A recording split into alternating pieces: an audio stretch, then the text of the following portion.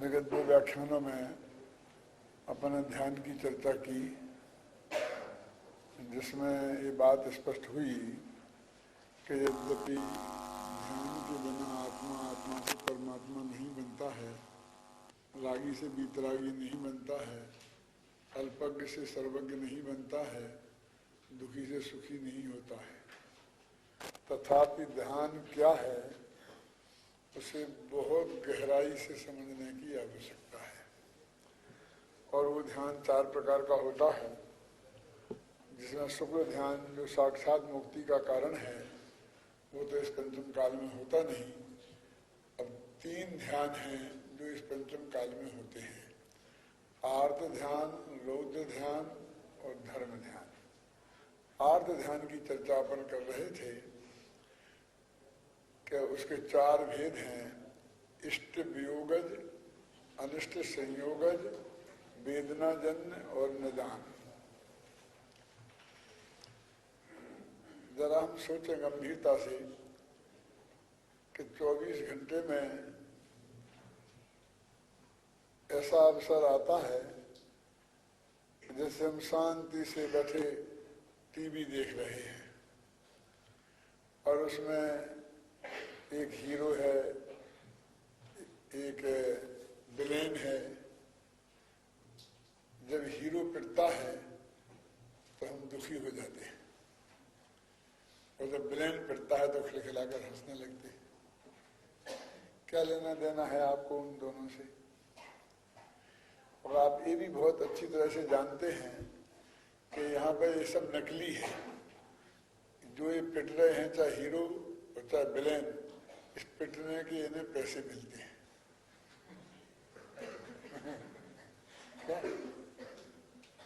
कहने का अर्थ है उसके बावजूद भी आप आनंदित होते हैं और दुखी होते हैं।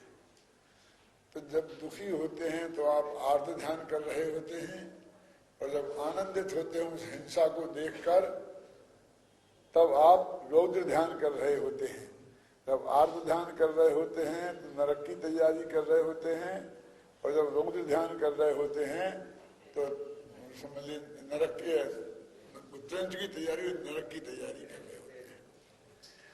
धर्म ध्यान, जो रौद्र ध्यान है, आनंद रूप है। तो आनंद तो बहुत अच्छी चीज है ना, लेकिन क्रूरता में आनंदित होना, हिंसा में आनंद बनाना, नशा झूठ में आनंदित होना, चोरी में आनंदित होना और परिग्रह जोड़ करके आनंदित होना, इन 4 में सारा जगत आ जाता है, सारे पाप आ जाते हैं। और उनमें आनंदित होना ये रौद्र ध्यान है जो नरक गति का कारण है। तो मैं आपसे कह रहा था कि टीवी देखते देखते भी आप तो समझते हैं शांत बैठा हूं और इस वक्त में कोई पाप नहीं कर रहा। यदि इस वक्त कोई आपको आकर के, आपके पिताजी या आपका कोई भी आदमी एक जोर से चांटा मारे तो आप मैंने क्या गलती, क्या क्या क्या किया गड़बड़? सोच सकते मैं टीवी देख रहा हूं, इसे नाराज होंगे क्यों?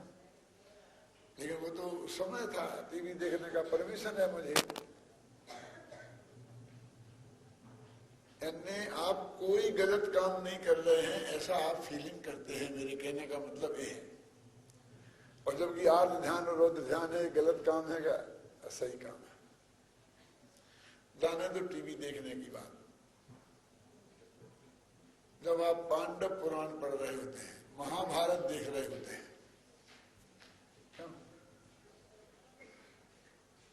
अभिमन्यु मरता है तो सब रोने लगते हैं, माताएं बहनों के तो हरेक में आंख में आंसू आ जाते हैं।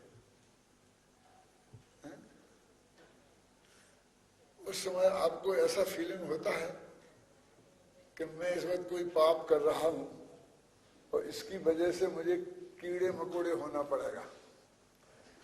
ये मेरा निगोद, क्योंकि तुरंत गति में निगोद भी है, ये निगोद जाने का लायक पाप है, ऐसा अनुभव करते हैं। और आप जानते हैं पद्म पुराण, पांडव पुराण में लिखा है कि जब पांडवों के ग्रुप में ये पता लगा कि अभिमन्यु को इस तरह से मार दिया गया है तो कितना खेद हुआ होगा, दुख हुआ होगा, उसकी बात तो जाने दें। फिर उनके लोगों ने कौरवों के 8-10 लड़कों को सो रहे थे और सोते ही में मार डाला।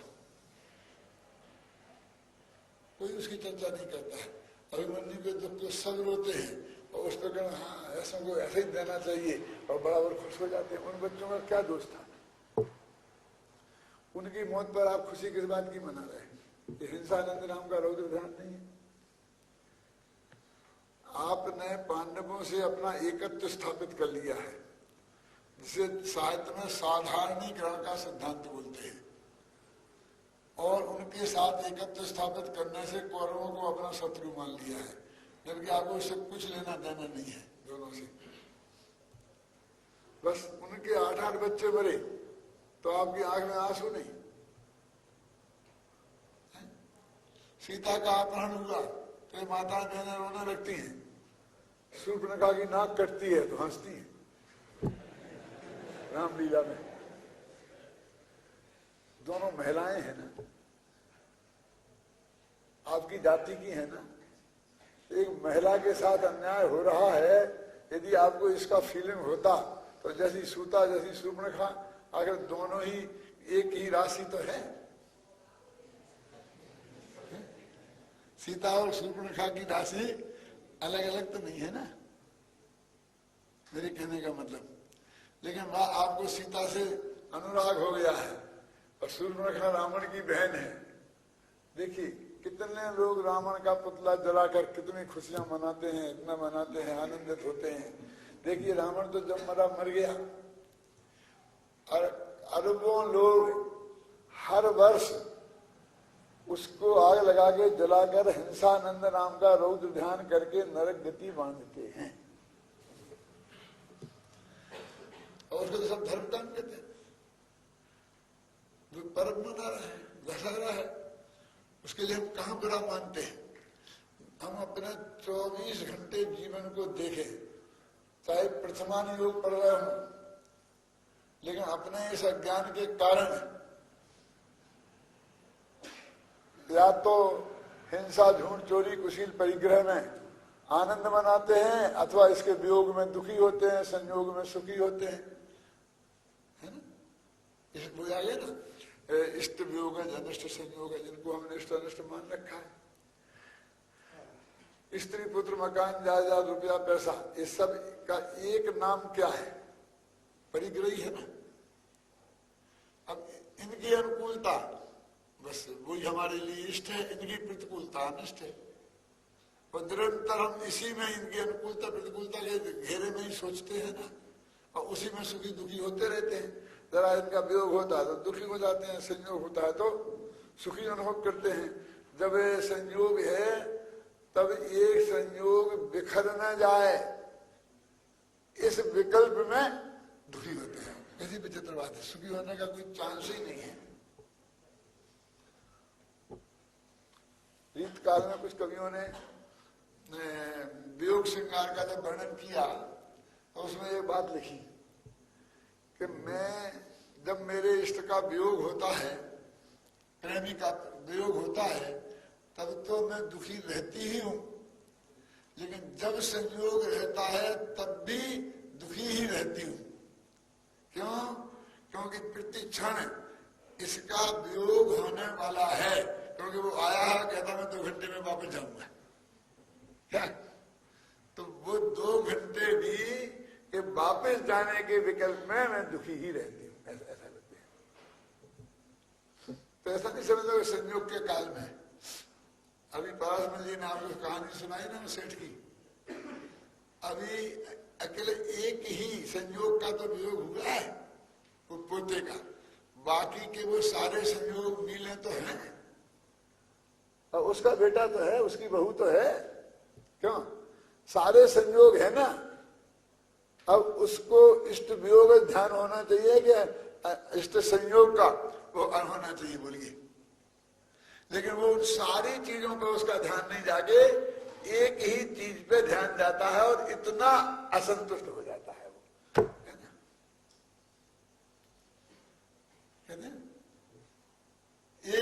फूल काफी है जिंदगी भर रुलाने के लिए, ऐसा कहते हैं ना। तो हम एक चीज के विकल्प को करके बैठ जाएं और बाकी कितनी भी अच्छी चीजें हों और वो समझ वो पर्याप्त है। वर्षों से हमने जिसका प्रवचन सुना अजय प्रसाद जी, बहुत बढ़िया, भगवान जैसे जिसके गीत गाते रहे, उसकी एक बात हृदय को चुभ गई, बार बार बोलते थे, उसने शांति से बैठो, बात होने लगी पूरी, बस खत्म, मेरे से शांति से बैठो कह दिया। महावेद की गाली दे दी, क्या किया है भाई बता।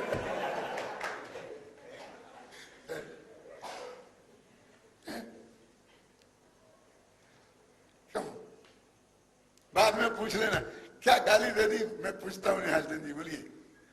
लेकिन अब सारे पूरा भव्य देश बांधने के लिए वो एक बात पर्याप्त है।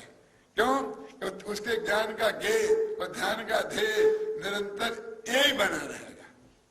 अब वो इतनी बातें बताई और बहुत अच्छी लगी, और कभी कभी तेरी भगवान जैसी प्रशंसा भी की, भगवान की छोड़कर। तुलसीदास जी ने अनुभव किया था, वो कहते हैं कि हे राम, मेरी भक्ति की होड़, मेरी कविता की होड़ कोई बाकी के लोग नहीं कर सकते हैं। मेरी कविता कितनी टूटी फूटी हो और इन सब की कविता कितनी ही सुंदर हो, लेकिन वो मेरी की बराबरी नहीं कर सकते हैं। क्यों? क्योंकि इनकी सारी कविताएं झूठी हैं। झूठी है माने क्या, अंदर बना रखी है स्वागत गीत बढ़िया बढ़िया, और जो आता है उसका नाम जोड़ के गा देते हैं। कभी मेरे हुकुम चंद आए, पंडित जी पधारे पधारे, फिर रमेश नंद जी आए, फिर भी पधारे। क्यों? जो आया उसका नाम जोड़ दिया, औरतों जैसे गीत गाते ना। पंडितों ने जो औरतों ने अंदाज कब से सीख लिया, ये भाण कब से बन गए हैं वो पंडित लोग। हमने तो पंडित बनाए थे।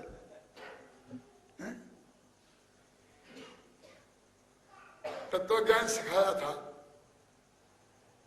भगवान की भक्ति करते करते सेठियों के गीत गाने लग गए, उनसे ज्यादा उनकी भक्ति करने लग गए।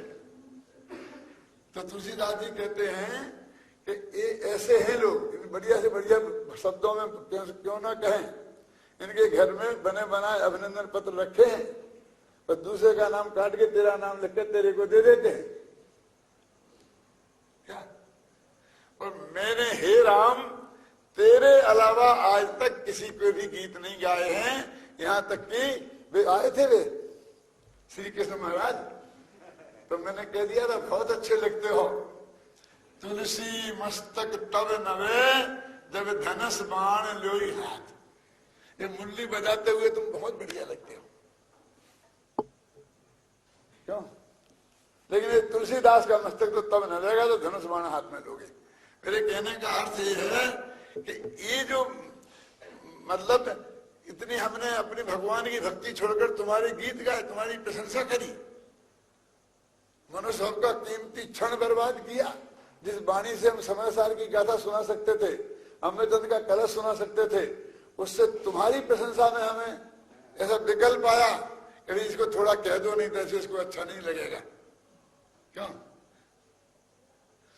और एक बात सिर्फ इतनी कह दी, शांति से बैठो, तो इतनी अशांति हो गई, घेरे हो गया। ये ध्यान का कमाल है। क्यों? कि उसका ध्यान उस शब्द पर केंद्रित हो गया।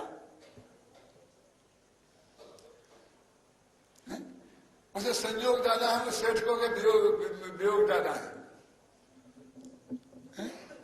क्या?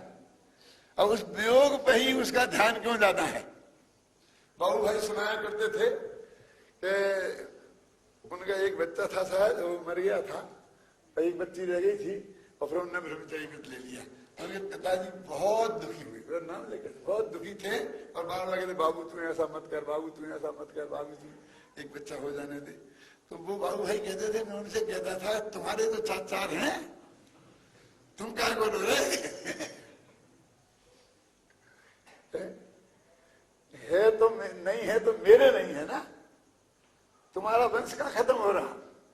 अरे बाबू भाई से नहीं चलेगा तो अमृत भाई से चल जाएगा, अमृत भाई से नहीं चलेगा तो जयंती भाई से चल जाएगा।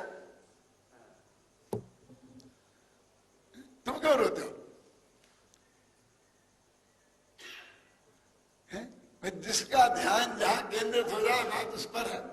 एक बात को हम पकड़ के बैठ जाते हैं और सारी जिंदगी उसमें आर्ध ध्यान और रोज ध्यान बना देते हैं। हम कहीं भी चले जाएं, अंदर में जब तक वस्तु का सही स्वरूप हमारे दिमाग में आएगा नहीं, तब तक 24 घंटा आर्ध ध्यान रोज ध्यान के अलावा कुछ होने वाला नहीं है। हम अपनी अपनी लाइफ को भी देख लें। क्या आप हमें अज्ञानी समझते हैं? हमारे समझने से क्या होता है? यदि तुम नहीं हो तो नहीं हो, और हो तो हो। लेकिन हम जो कह रहे हैं कि हम हमेशा ऐसा करते हैं, अभी कल कहा था ना कि यार ध्यान किनको होता है, बोलो ज्ञानियों को या अज्ञानियों को? अरे ऐसा खोटा काम तो अज्ञानियों का ही होता होगा, लेकिन शास्त्र कहते हैं कि अज्ञानियों को भी होता है और ज्ञानियों को भी होता है और अणुवृत्तियों को भी होता है और महावृत्तियों को भी होता है। क्या कह रहे?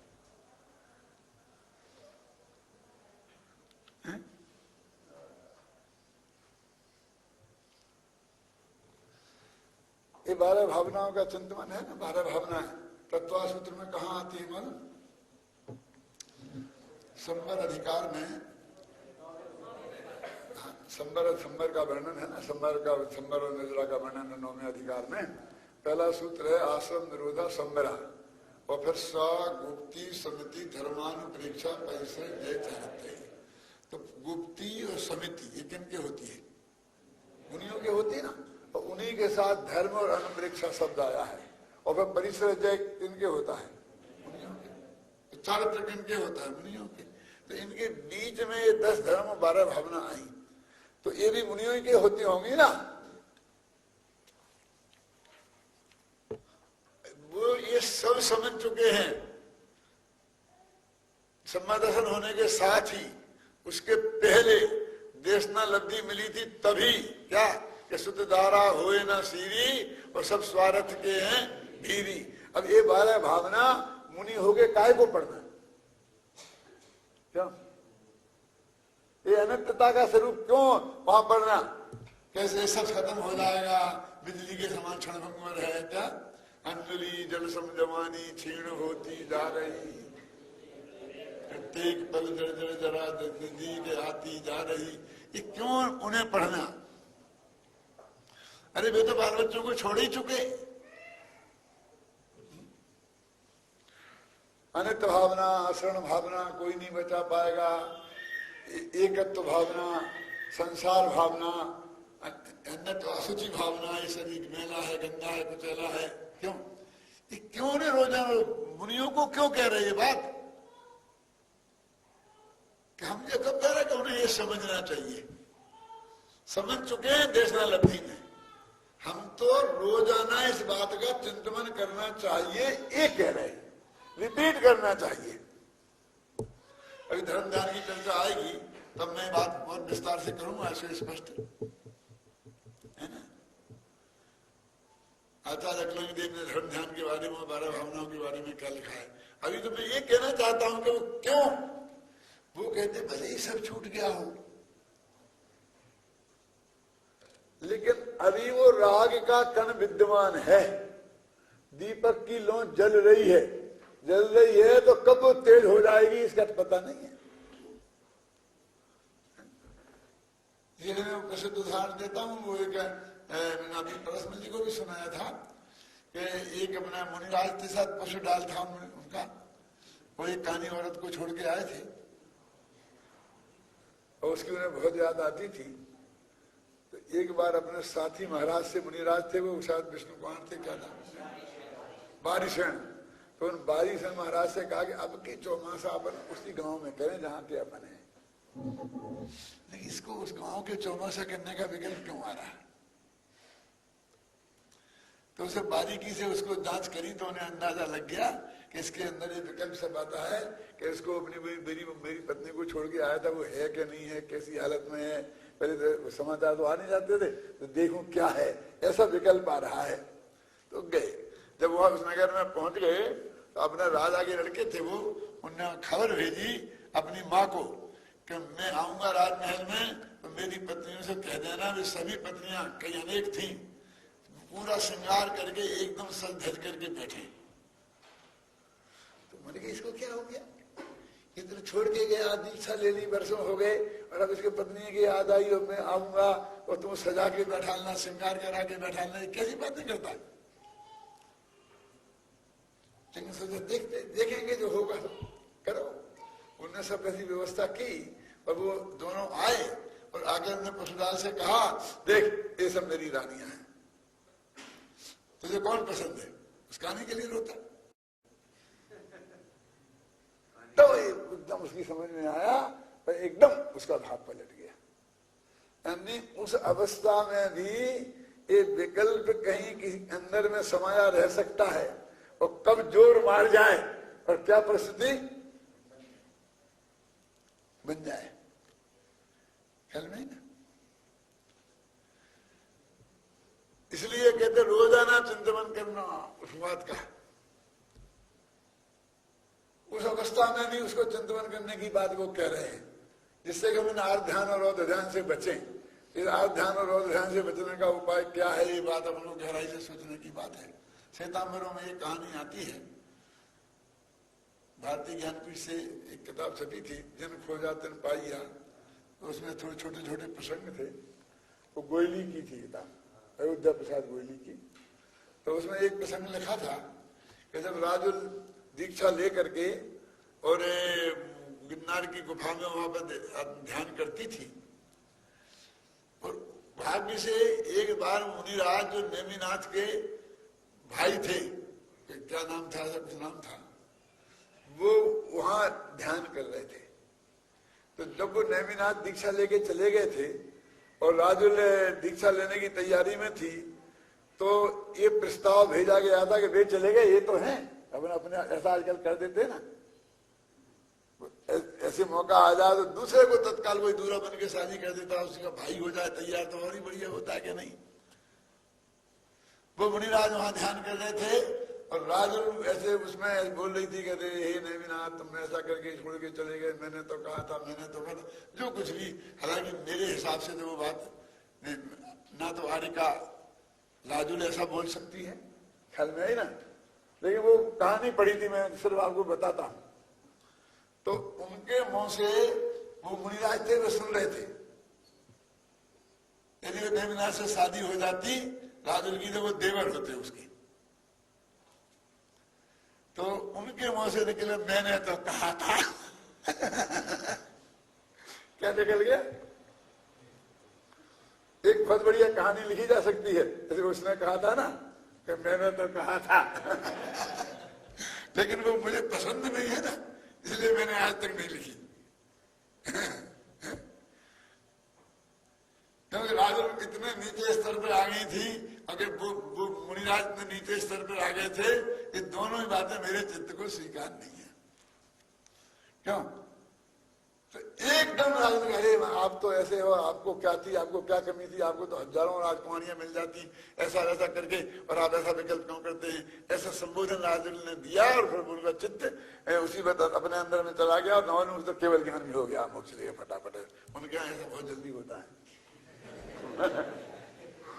पूरी बात मुझे ख्याल में नहीं है, थोड़ा बहुत गड़बड़ हो तो समझ लेना। मैं तो सिर्फ उदाहरण के लिए बोलता हूं कि हमारे आचार्यों ने कि चित्त के कोने में कहाँ क्या बात बैठी रह सकती है और वो कब उभर सकती है, ये आर्ध ध्यान रौद्र ध्यान में बदल सकती है, ख्याल में ही ना। इसके लिए निरंतर हमें 12 भावनाओं का चिंतन ऐसा करते रहना चाहिए। तो ध्यान या अध्ययन, तो ध्यान अध्ययन हमने तत्व का निर्णय कर लिया, तो तत्व के निर्णय के लिए तो उन्हें अध्ययन करना नहीं है। देखो तत्व का निर्णय तो वे देश लब्धि में ही कर चुके थे, फिर वो कर्ण लब्धि के बाद में सील लग करके सम्मान दर्शन हो गया। अब नया कुछ समझने के लिए तो उन्हें कुछ करना नहीं है। अब तो जो तत्व उन्होंने समझा है उसी को घोटते घोटते और आगे बढ़ना है। तो हमें देखें कि हमारे आर्त ध्यान और रौद्र ध्यान निरंतर किन किन परिस्थितियों में 24 घंटे होते रहते हैं। और जो उदाहरण पारसमल जी ने दिया मैं उससे ही अपना काम चला लेता हूं कि ऐसी परिस्थितियों में भी ऐसा नहीं है कि हमें आर्थ होकर रौद्र ध्यान होगा। क्यों जी? यदि वो सेठ जी का पोता नहीं मरता क्या, अथवा जब तक नहीं मरा था तब तक तो सेठ जी को धर्म ध्यान और सूर्य ध्यान हो गया होगा। मेरे कहने का मतलब ये है तब तक भी तो वे कर्तृत्व के अहंकार में मैंने किया समझिए ना, और एकदम आनंदित हो रहे थे। और सारे लोक की अनुकूलता माने परिग्रह, उस परिग्रहानंदी नाम का रौद्र ध्यान कर रहे थे।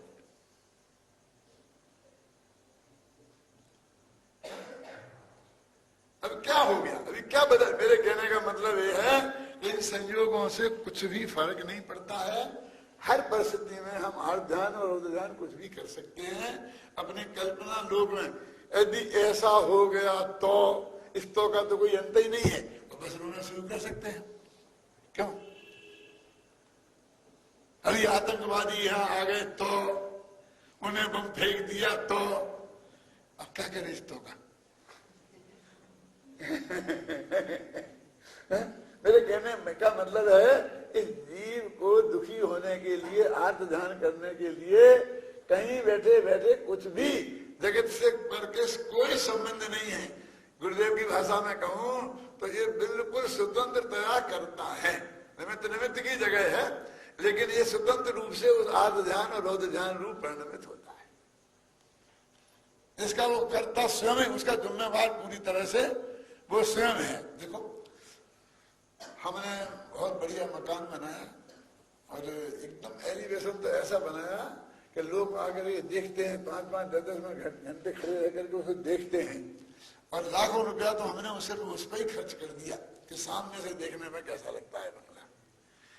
वो जो 100 में हमने खर्च किया है उससे अंदर के आराम में कुछ भी वृद्धि नहीं हुई है। वो पैसा क्यों? सिर्फ लोग देख के कहेंगे भाई भाग गजब है, इतने सा सुनने के लिए हमने वो सारा पैसा खर्च किया है। अंदर तो कोई फर्क पड़ता नहीं है।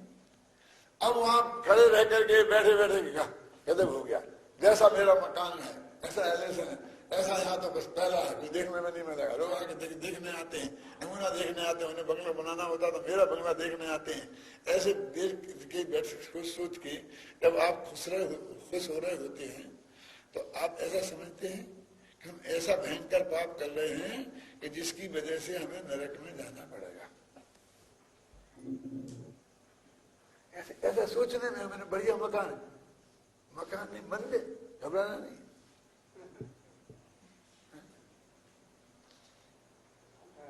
ऐसा बनना चाहिए कि लोग देखते ही आ जाए, देखते ही तबीयत भाग हो जाए। क्यों? वो कर्तृत्व से लेकर और बाद में ये कौन सा आर्त ध्यान है भैया? आर्त नहीं है, ये रौद्र ध्यान है। ये परिग्रहानंदी नाम का रौद्र ध्यान है कि पर पदार्थ परिग्रह को देख कर और खुश होना, ये परिग्रहानंदी नाम का रौद्र ध्यान है। क्यों? दर्पण के सामने खड़े होकर बाल लगाया, क्रीम पाउडर लपेटा, फिर एक किया और देख के खुश हो रहे, तब ऐसा लगता है कि हम कोई पाप कर रहे हैं। क्यों? नहीं, मैंने तो मेरे बाल घुटा लिए हैं, मैंने कुछ नहीं किया, मैं कुछ नहीं करता हूँ। लेकिन जब पोते को कपड़े पहनोगे ऐसा ठीक ठाक करके और ऐसा देखते हो क्या तो तुमने सजने लायक है तो पोते को सजाकर उसे देख कर परिग्रहानंदी नाम का रौद्र ध्यान करते हो, आनंदित होते हो। ये जरूरी नहीं है उसके लिए कि तुम वैसे हो ही। मैंने जितनी बातें आपसे कही हैं अब इनके संदर्भ से आप यदि अपने जीवन पर सुबह से शाम तक की हर क्रिया पर नजर डाल के देखोगे तो कभी आप आर्त ध्यान कर रहे होते हैं और कभी आप रौद्र ध्यान कर रहे होते हैं? शायद ही कोई ऐसा क्षण जाता हो कि जब आप ये नहीं कर रहे हो कि साहब कैसी बात कहते, तो सोते वक्त तो 4 घंटे चले जाते हैं स्वप्नों में। कहते कि नहीं कहते? मैंने एक ऐसा सपना देखा था, एक ऐसा मंदिर बने, एक ऐसा हो, ताजमहल से भी लोग देखने आए, ऐसा देखने को आए, क्यों? ऐसा था, ऐसा था, ऐसा था। आज मेरा वो सपना पूरा हो रहा है। लोग सोते भी नहीं, जागते जागते में भी सपना देखते हैं। मैंने बोला था संबित शिखर में तुम्हारे उसको 2.5 जी वाले को भैया ज्यादा सपना मत देखो। ये कौन सा ध्यान है? ठीक है, अच्छा है, बनाने का विकल्प बन जाए। कलकत्ते में कहा था, समझे ना? ये सब ये परिग्रहानंदी आनंद रूप है। ये सारी बाह्य संयोगों में आनंदित होना और उसमें उपयोग का स्थिर होना, उपयोग का स्थिर होना ख्याल में है ना। देखो ध्यान चारित्र गुण की पर्याय है, तो अपन कहते अर्थ ध्यान रो ध्यान तो सभी होते हैं, सभी होते हैं, सभी होते हैं। अभी एक प्रश्न खड़ा होता है, कभी असैनिक को भी होते होंगे। फिर ये सारी चर्चा तो सैनी पंचेंद्रियों के हिसाब से ही, मनुष्यों के हिसाब से ही होती है ना। अब क्या करें, समझाने वाले मनुष्य, समझने वाले मनुष्य, सैनी पंचेंद्रिय, इसलिए उन्हीं की चर्चा आती है, वही उदाहरण आते हैं। तो इसमें विषय 5 इंद्रियों के विषयों में मन का लग जाना, क्यों? ये अर्थ ध्यान रौद्र ध्यान है। तो जिनके मन है ही नहीं, उनका तो होगा ही नहीं, तो उनके तो क्या धर्म ध्यान और शुक्ल ध्यान होगा?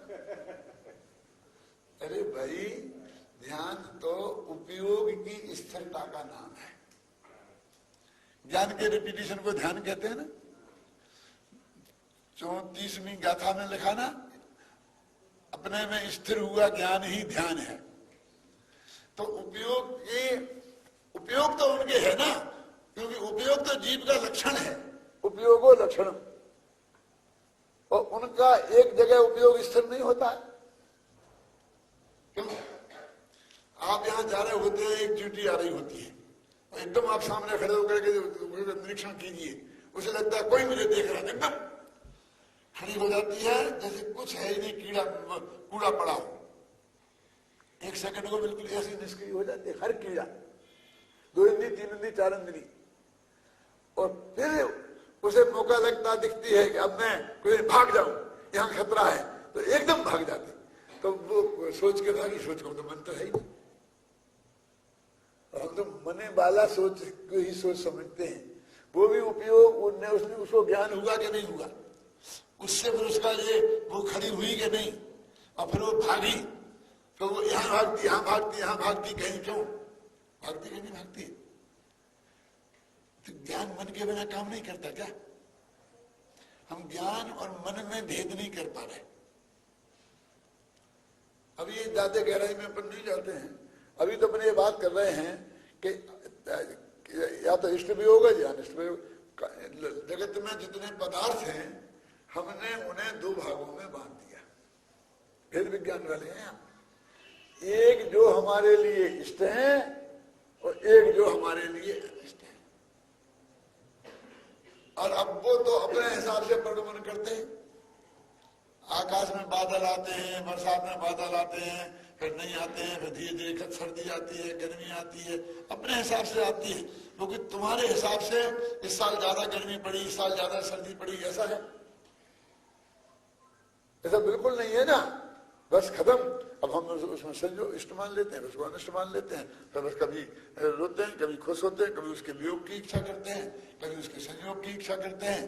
तो इष्ट वियोग अनिष्ट वियोग अर्थ ध्यान निरंतर हमारे बने रहते हैं। अब वेदना, कोई बीमारी होती है तभी वेदना थोड़ी होती है। क्यों? आदित्य ऐसा क्यों बैठ गया? ऐसे बैठे बैठे मेरे यहाँ वेदना होने लग गई थी। वेदना होने के लिए कोई कैंसर होने की जरूरत नहीं है। समझ गया ना? कैंसर वाले भी वेदना जन्य आर्त ध्यान ना करें, ऐसा हो सकता है। और जिन्हें बिल्कुल कुछ भी नहीं है, वे उठने बैठने में भी वेदना का अनुभव करें और उसमें उनका चित्त एकाग्र हो तो वेदना जन्य नाम का ध्यान हो जाएगा। क्यों? और जिसे कहते मैंने ये सपना देखना क्या है, ये निदान नहीं है तो क्या है? ऐसा हो जाए, ऐसा हो जाए, ऐसा हो जाए, इसके लिए मैं सब कुछ करने को तैयार हूं।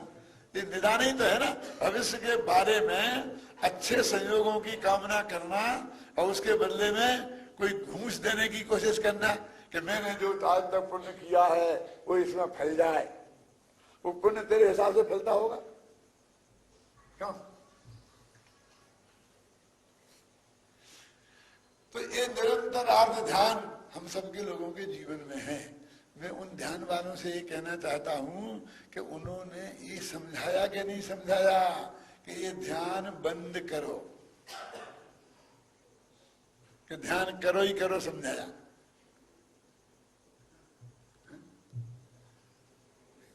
ये ध्यान बंद करने के भी कोई ध्यान है कि नहीं है? कैसे करें इस ध्यान को बंद भैया? पर में अनिष्टता इष्ट ठान आया ना, मैंने पर पदार्थों में इष्टता और अनिष्टता मानी और मैं आकुलित हुआ अज्ञान धार, इस अज्ञान से आकुलित हुआ।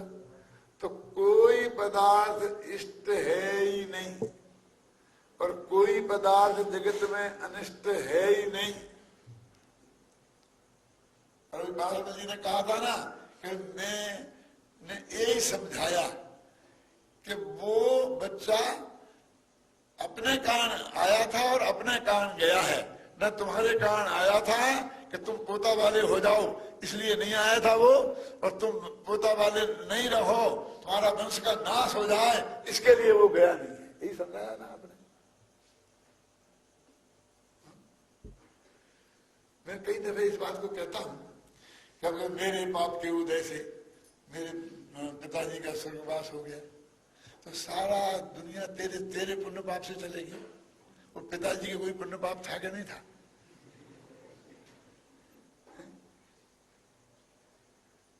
आप मेरा मतलब सुने? मेरे पाप के उदय से मेरे पति का स्वर्गवास हो गया तो पति के भी कोई पुण्य पाप था कि नहीं था? मेरे कहने का मतलब ये है कि ये मैं करता हूं ये तो मानता ही है, लेकिन ये सारी दुनिया या तो मैं चलाता हूं नहीं तो मेरे हिसाब से होती है। सब लोग, तेरी जेब में यदि 1,50,000 के नोट हो तो तुझे चारों तरफ चोरी चोर दिखते हैं। और कोई आदमी यदि तेरे पीछे पीछे चला आ रहा हो, उसने सुन लिया आपने किसी से पूछा था कि भाई टोडरमल स्मारक का रास्ता कौन सा है, तो उसे भी टोडरमल स्मारक जाना था, तो उसने कहा इसने पूछ लिया, उसने इसे बता दिया, ये जा रहा है, अपन इसके साथ साथ चले, इसके साथ साथ चलो तो अपन भी स्मारक पहुंच जाएंगे। वो भी बेचारा सवेर में आ रहा था अब कहते आदमी मेरे पीछे लग गया फिर देखता है, फिर देखा तो पीछे फिर संभालता, फिर देखता क्या है। इसलिए मैं कहता हूं कई दफे चोरी का माल क्या मालूम मैं किसे कहता हूं भाई साहब? सुना कभी आपने? चोरी का माल वो नहीं है जो हमने चुराया है, चोरी का माल वो है जो चुराया जा सकता है, जिसकी चोरी हो सकती है। क्या तुम कहो यदि चोरी का माल तुम्हारे पास नहीं है तो तुम घबरा क्यों है? क्या? क्योंकि कोई चुरा नहीं। मेरा मतलब समझे? तो तुम्हें चारों तरफ के लोग चोरी चोर दिखते हैं और तुम अपने घर में जेब खाली कर रहे हो और कुछ नहीं, आराम से सो, तो कोई आदमी चोर नहीं दिख रहा। तो ये जो इष्ट अनिष्ट की कल्पना है ये तो हमारे चित्त की उपज है। जगत में तो कोई किसी का इष्ट अनिष्ट है ही नहीं। तो जब तक ये हम तत्व का निर्णय नहीं करेंगे कि जगत में कोई इष्ट अनिष्ट होता ही नहीं है, तब इष्ट अनिष्ट ध्यान हमारा कैसे रुक सकता है, कैसे कम हो सकता है? और ऐसा निर्णय करने के बाद में भी अभ्यास से, पूर्वाभ्यास से थोड़े दिनों तक होता रहेगा, लेकिन दिन प्रतिदिन क्षीण पड़ता जाएगा। जैसी ताकत मिथ्या दृष्टि के आर्थ ध्यान में होती है, वैसी ताकत सम्यक दृष्टि के आर्थ ध्यान में नहीं होती, उसकी जान निकल जाती है। उसको शास्त्र में लिखा है कि वो जरी जेवरी के समान है। जरी जेवरी का मतलब समझते हैं? एक रस्सी है बहुत बढ़िया, और उसे रस्सी से बना जकड़ रखा है, किसी चीज को बांध रखा है। अब उसमें आग लग गई, आग लग करके वो बिल्कुल जल गई, लेकिन उसका आकार बिल्कुल वैसा ही का वैसा है, माने आकार विघटित तो नहीं हुआ, अभी भी रस्सी जैसी ही दिखती है, सफेद की काली जरूर हो गई है, लेकिन उसमें आटे वैसे ही पड़े हैं। यदि ये फिल्म लेगा ना, फोटो लेगा, तो बिल्कुल वैसे ही मजबूत लोहे, अभी तो लोहे की रस्सी दिखेगी वो, है ना, लेकिन उसमें ताकत बिल्कुल नहीं रही है, फूकने से ही उड़ जाएगी। तो सम्यक दृष्टि के भी आर्थ ध्यान होता है, रौद्र ध्यान होता है, लेकिन उसमें ताकत नहीं होती है, क्योंकि उसमें तत्व ज्ञान ने पीछे से उसकी सारी शक्ति को समाप्त कर दिया है। जो मान्यता थी कि ये मजबूत है, आप ख्याल में ना, इतनी सी बड़ी बात है। इसलिए ज्ञानियों के भी होता है, अज्ञानियों के भी होता है। शास्त्र में लिखा है कि छद्म गुण स्थान तक होता है, इष्ट वियोग संयोग वेदना जन्य आर्थ ध्यान। कल मैंने शायद कहा था कि लोग कहेंगे क्या बात करते हो, वे घर वाले को छूट गए, एक सौ धन नहीं, रुपया नहीं, पैसा नहीं, स्त्री नहीं, पुत्र नहीं, फिर उनका कौन इष्ट है और कौन अनिष्ट है। अरे भाई इसको क्या है, अपने अंदर में ताकत चाहिए, किसी को भी मान लेंगे। गुरु जी इष्ट हो गए, शिष्य इष्ट हो गया, बगल में दूसरा मुनि वो इष्ट हो गया, कुछ नहीं तो कितना बढ़िया प्राकृतिक वातावरण है, कुंडलाकार, हरियाली, एकदम हरियाली हरियाली, ग्रीनिश ग्रीनिश, कितना आनंद आता है। ऐसा लगता है कि मैं तो सारी जिंदगी यहीं रहूं। क्या हो गया? और परिग्रह किसे कहते हैं? ऐसा थोड़ी कि पूरा कुंडलाकार पर्वत तेरे नाम रजिस्ट्री कराना पड़ेगा। तो रजिस्ट्री तो ग्रस्तों को करानी करती है, मुनिराज तो बिना रजिस्ट्री के कब्जा कर लेते हैं, चाहे जहां, उन्हें कौन हटा सकता है? उन्हें थोड़ी कोई नक्शा पास कराना पड़ता है।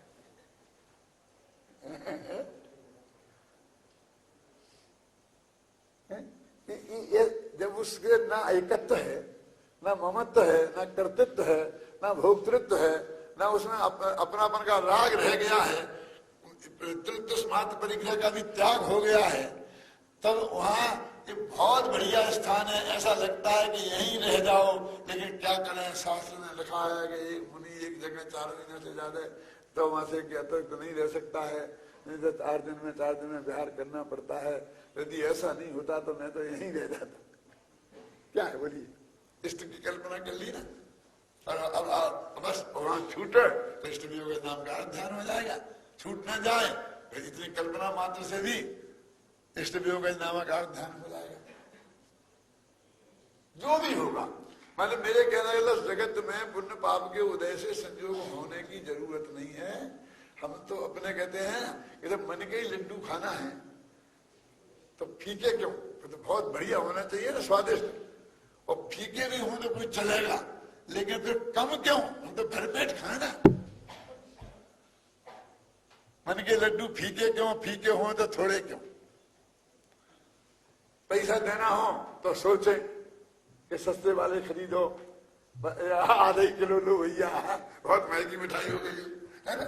मन के ही लड्डू खाना, जब मन से ही इष्ट की कल्पना करना है तो फिर कहीं भी की जा सकती है ना।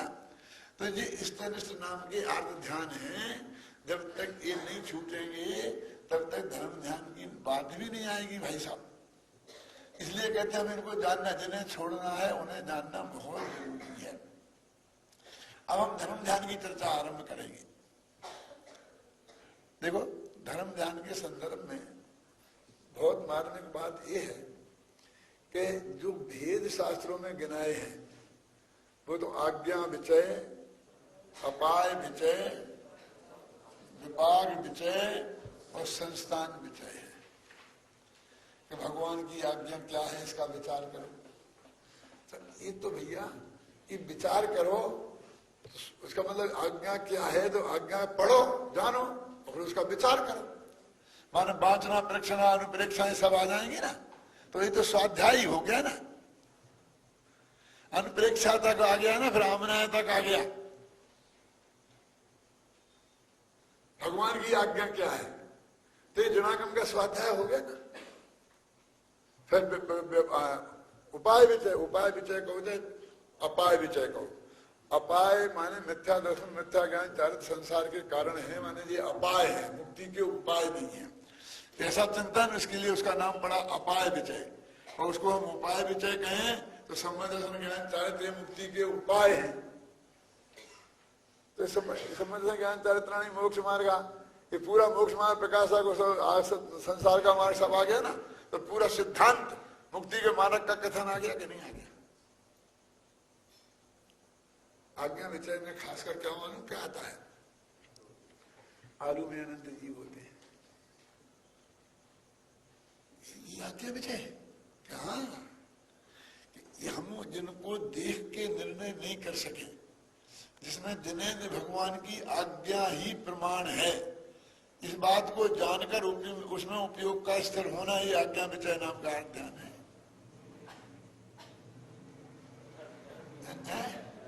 आज्ञा विचय नाम का धर्म ध्यान है। तो ये बात चल रही थी अपनी कि ये क्यों आलू में अनंत जीव है। तो इसलिए मैं गुरुदेव का एक उदाहरण देता हूँ, बहुत मार्मिक है। गुरुदेव जहाँ पर स्वाध्याय भवन प्रवचन करते थे, उसी के कॉर्नर में एक कमरा था, उसमें भी रहते थे। और वहां से जब भोजन करने जाते, भोजनालय था तो थोड़ा सा आगे बढ़ के था, और जब वो जाते थे तो रास्ते में थोड़ा कच्चा रास्ता आता था। कच्चा रास्ता आता था तो बरसात में हरी हरी घास हो जाती थी, तो ऐसे ऐसे पत्थर रख दिए थे थोड़ी दूर दूर, कौन पत्थरों पे पैर करते करते वो जाते थे। एक दफे सही घटना है, मैं साथ में था और 10-5 लोग साथ में थे। ऐसा फोटोग्राफर भी साथ में था, जिसके उस दिन जिसकी तरफ से आहार होना था ना, उसने सब इंतजाम किया था। तो सब लोग जा रहे थे, वो सामने वाला फोटो खींच रहा था।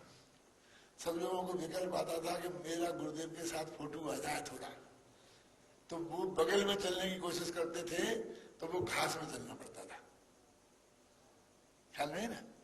तो गुरुदेव को विकल्प आता था घास में चल रहे, तो कहते नहीं पीछे चलो पीछे चलो, मैंने उन पे ही पैर रख के आओ, थोड़ा चलो, फिर कोई बगल में हो जाता।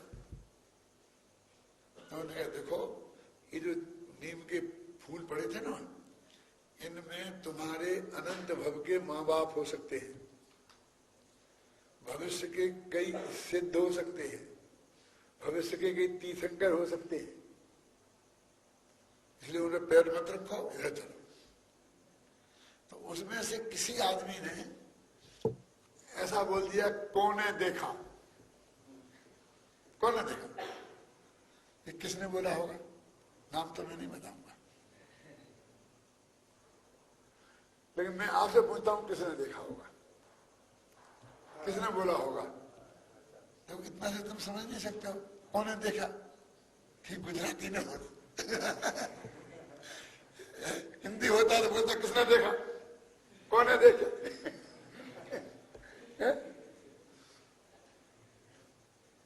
गुरुदेव एकदम आंख चढ़ाकर एकदम बोले, क्या कहते हो, ये सर्वज्ञ भगवान का अपमान है।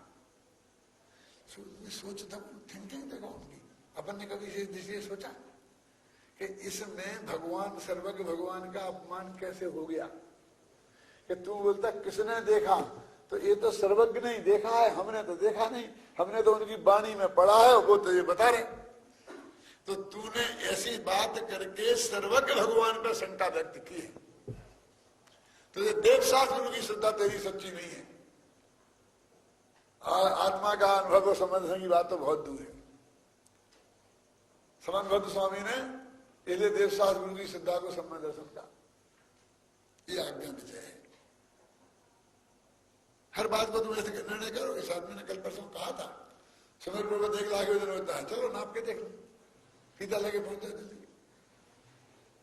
ये सर्व भगवान को गाली है, क्या जरूरत है ये नाप के देखने की, मान लेना भगवान ने कहा है।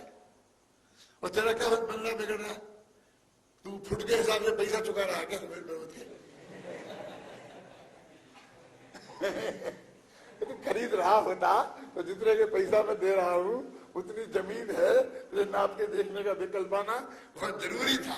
अब प्रयोजनभूत बात है, अब उसमें भी तू बार बार में शंका करता है, इसका नाम ये है आज्ञा विचय। इस पे तेरा ध्यान निरंतर रहना चाहिए। ख्याल में आज्ञा विचय का अर्थ समझे ना, जो बे बातें सब, जो बातें प्रत्यक्ष देख के नहीं जानी जा सकती हैं, जिनका निर्णय अनुमान से भी नहीं हो सकता है, जिन्हें तर्क और युक्ति से सिद्ध नहीं किया जा सकता है, ख्याल में है ना, वो सब चीजों के बारे में विचार करना वो आज्ञा विचय नाम का धर्म ध्यान है। अब समझ लेना, चरणानी योग इसमें मुख्य है। क्या खाना और क्या नहीं खाना ये तुम्हें तेरे हिसाब से नहीं चलेगा। भगवान ने कह दी कि इसमें अनंत जीव है तो हैं और इसमें नहीं है तो नहीं है। अब दूसरा उपाय विचय बताया ना, अपाय विचय और उपाय विचय।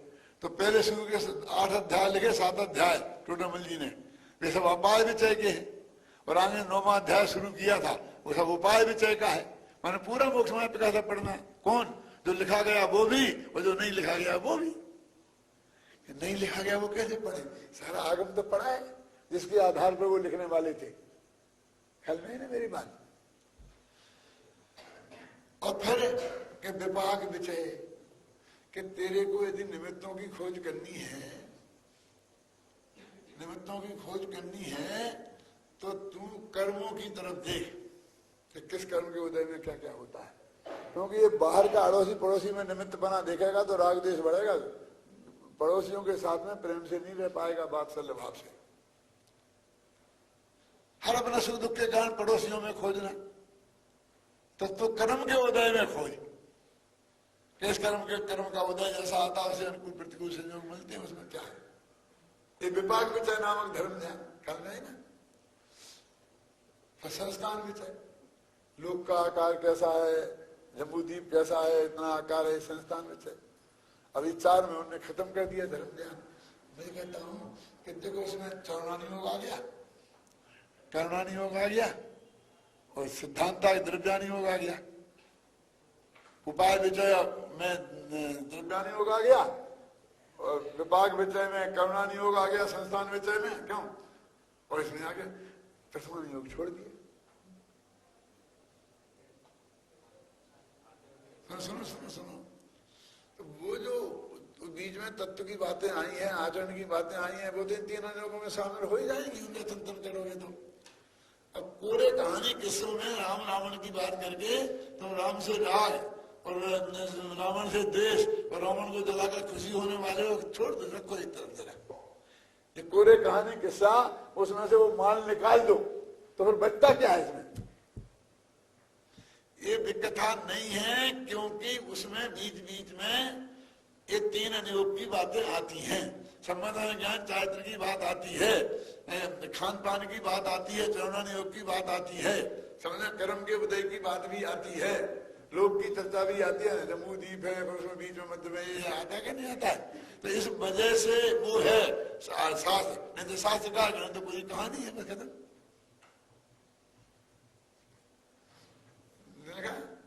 कि यदि बन गई तो भक्ति है, यदि बन गई तो कविता है, और नहीं तर भगवान की भक्ति को बहानो है।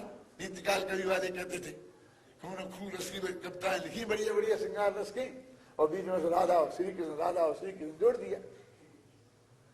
तो उन्होंने कहा ऐसा क्यों कर रहे हो, यदि लोग प्रशंसा मिली, 1 लाख रुपए का इनाम मिलेगा तो बहुत बढ़िया कविता हो ही गई है, नहीं तो हम तो कृष्ण राधा का स्मरण कर रहे थे, भगवान की भक्ति कर रहे थे। बन गई तो कविता, नहीं तो कृष्ण राधा के स्मरण को बहानो है, कहना है ना, ऐसी बात है। यदि ये बन गई तो ये बात है, नहीं तो कहानी किससे तो है। इसलिए कहते हैं कि ये 4 प्रकार के जो धर्म ध्यान है। अब ये धर्म ध्यान की क्या पोजीशन है, यदि इनका अध्ययन मनन चिंतन ही धर्म ध्यान है तो मैं पूछता हूं हम और आप में से कौन है जो धर्म ध्यान नहीं कर रहा है। कम से कम 5 साल तो तुम धर्म ध्यान कर ही रहे। क्यों 24 घंटे इन 3 अनुभवों में ही हम अपन लगे हुए हैं ना, सुबह से शाम तक। और वास्तविक स्थिति क्या है इसकी चर्चा कर।